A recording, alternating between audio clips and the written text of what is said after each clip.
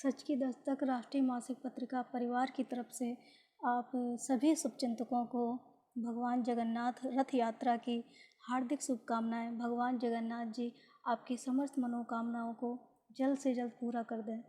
तो यह जो कथा आती है उड़ीसा के जगन्नाथ मंदिर की, ये यहाँ से है कि उड़ीसा के जो राजा थे, राजा इंद्रद्युम्न जी, तो राजा इंद्रद्युम्न जी को एक सपना आता है। सपने में उन्हें भगवान श्री कृष्ण जी कहते हैं कि मैं तो आपके तट पर बैठा हूँ, उड़ीसा के तट पर बैठा हूँ और आप हैं कि सो रहे हैं।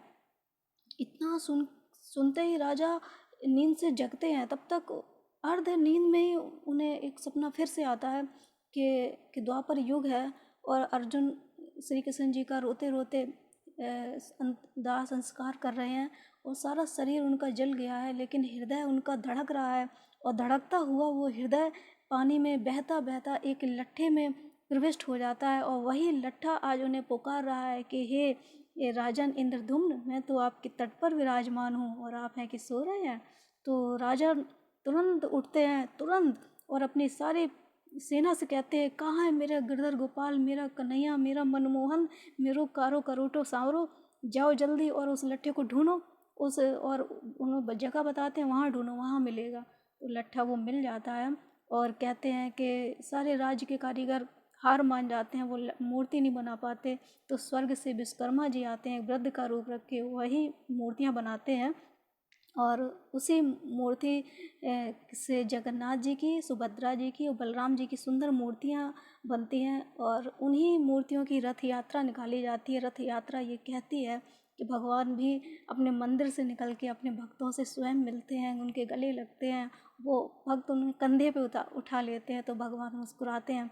रथ यात्रा ये भी बताती है कि अगर कि एकता है तो घर चलता है, एकता है तो परिवार चलता है और एकता है अगर हम सब लोगों में, तो ये देश का विकास रूपी रथ भी चलता है अगर सब लोग एक हैं।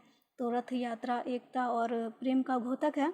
और कहा जाता है कि आज जब 1900 साल बाद जब नई मूर्ति बदली जाती हैं, पुरानी ख़राब हो जाती है तो नई जब बदली जाती हैं, ये नीम की लकड़ी की होती हैं, तो उसमें पुरानी लकड़ी जो राजा इंद्रद्युम्न जी को मिली थी वो काष्ठ उसमें लगा दिया जाता है। उसको ब्रह्मा कहते हैं, वो इसलिए लगा दिया जाता है कि वो दिव्य है, वो उसमें लगा दिया जाता है। तो उस समय पूरे शहर में अंधेरा कर दिया जाता है कि कोई इस घटना को ना देखे। और आज भी भगवान का हृदय उन मूर्तियों में धड़क रहा है और भगवान ये कह रहे हैं कि मैं आपके साथ हूँ। जय जगन्नाथ।